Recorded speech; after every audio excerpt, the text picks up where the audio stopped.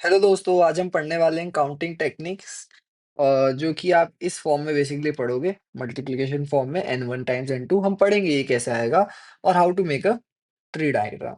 ठीक है, ये भी हम पढ़ेंगे।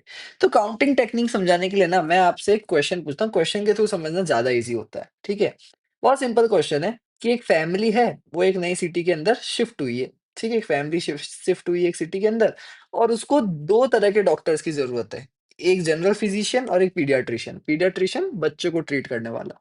ठीक है, अब उनके पास दो मेडिकल क्लिनिक्स है। ठीक है, and each one has two general physician and three paediatrician, कि उनके पास दो क्लिनिक्स है और हर क्लिनिक के पास दो जनरल फिजिशियन और तीन पीडियाट्रिशियंस हैं। ठीक है, in order to claim maximum health insurance the family must choose both the doctor from the same clinic। और सबसे ज्यादा हेल्थ इंश्योरेंस क्लेम करने के लिए आपको दोनों डॉक्टर सेम क्लिनिक से चूज करने पड़ेंगे। In how many ways can it be done. ठीक है, तो बहुत सिंपल सी बात है, देखो इसको समझना कैसे बना, ये ट्री बनाया मैंने। ठीक है, देखो फैमिली क्या कर सकती है, वो या तो फर्स्ट क्लिनिक में जाए या सेकंड में जाए, तो इधर फर्स्ट या फिर सेकंड। ठीक है, अब फर्स्ट में मान लो उनके पास जनरल फिजिशियन वन और जनरल फिजिशियन टू में चॉइस है, और क्योंकि हर क्लिनिक तीन पीडियाट्रिशियंस ऑफर करता है तो जी1 के साथ वो पी1, पी2 या पी3 को चूज कर सकते हैं, और जी2 के साथ भी वो पी1, पी2 और पी3 को चूज कर सकते हैं। इसी तरह सेकंड क्लिनिक में उनके पास दो जनरल फिजिशियन लेट्स से जी3 और जी4 में चॉइस है, और हर के साथ वो आगे जाके तीन पीडियाट्रिशियन ले सकते हैं, 4, 5, 6। ठीक है, यहाँ तक आई थिंक कोई दिक्कत हुई नहीं होगी, क्योंकि फर्स्ट फैमिली है, उनके पास दो जनरल फिजिशियन और हर फिजिशियन के साथ तीन पीडियाट्रिशियन उनके पास हैं। They have two general physician, three paediatrician.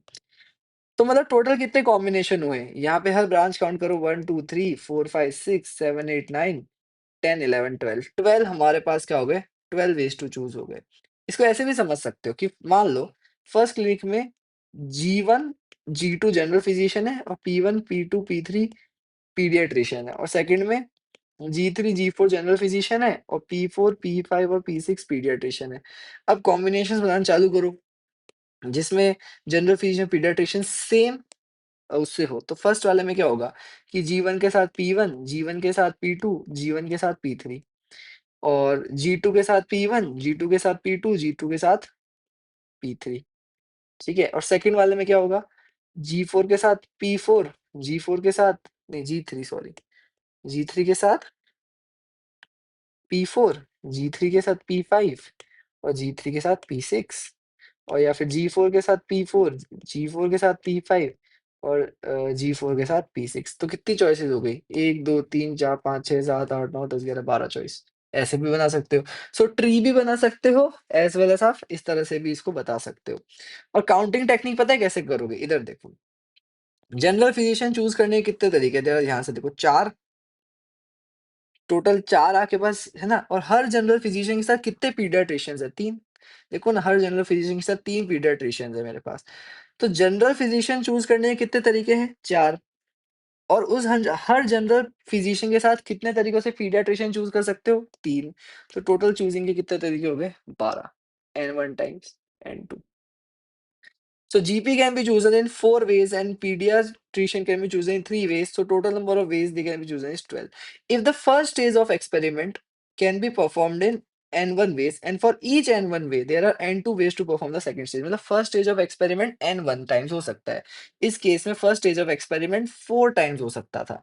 And for every n1 there are n2 ways of performing the second stage. हर n1 के लिए देखो ना, जी1 के लिए भी 3 थे, जी2 के लिए भी 3 थे, जी3 के लिए भी 3 थे, जी4 के लिए भी 3 थे। So for every n1 there are n2 ways, जो कि है 3। ठीक है, there are n2 ways second stage, their total number of ways in which the experiment can be performed is n1 times n2। इसको मैं थोड़ा और है ना एक अच्छा एग्जांपल समझाता हूँ। मान लो आपको आइसक्रीम लेनी है। अब आपके पास 2 ब्रांड्स हैं, एक है अमूल, एक है होबो। और अमूल में आपके पास 3 चॉइसेस है, chocolate ice cream, vanilla ice cream, strawberry ice cream. होबो में आपके पास ऑरेंज, मैंगो और एप्पल फ्लेवर की चॉइस है। तो आपके पास टोटल कितनी चॉइसेस हो गई? आपके पास टोटल है तो 6 चॉइसेस ना, समझे मेरी बात? है तो आपके पास 6 ही चॉइसेस, ठीक है? तो आप तो इसको भी आप कैसे कर सकते हो कि आपके पास 2 ब्रांड्स थे, अमूल और होबो, और हर ब्रांड के साथ आपके पास 3 चॉइसेस थी, तो 6 number of ways in which ice creams can be chosen. इस तरीके से देखो, 2 ब्रांड थे, अमूल और होवो और हर ब्रांड के साथ 3 चॉइसेस थी, तो 2 तिया 6, है ना? वरना आप ऐसे भी कर सकते हो, टी डायग्राम तो बना ही सकते हो ना कि आइसक्रीम लेनी है, एक अमूल है, एक होवो है और अमूल में 3 चॉइसेस है, होवो में 3 चॉइसेस है, टोटल 1, 2, 3, 4, 5, 6, 6 चॉइसेस। ट्री डायग्राम से भी गिन तो सकते ही हो। डन है? ओके।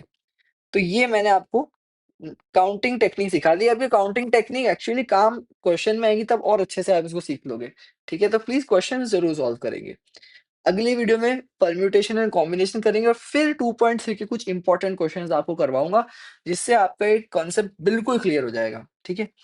तो इस क्वेश्चन को ध्यान से देखना, काउंटिंग टेक्निक तो सीख ली, ट्री बनाना भी सीख लिया, कोई बड़ी बात नहीं ट्री बनाना। आपको इनिशियल स्टेजेस जो क्वेश्चन के साथ जब आप क्वेश्चन सॉल्व करोगे ना, क्वेश्चन की लैंग्वेज में जो फर्स्ट स्टेज होगा वो गिवन होगा, फिर उससे रिलेटेड सेकंड स्टेज गिवन होगा। तो हमेशा ट्री में क्या होता है, ये फर्स्ट स्टेज आता है, फिर सेकंड स्टेजेस आते हैं, फिर हर स्टेज के साथ जो चॉइसेस आती है वो ब्रांच आउट होती है।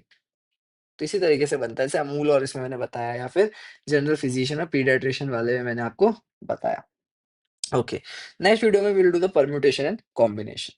तब तक के लिए बाय बाय।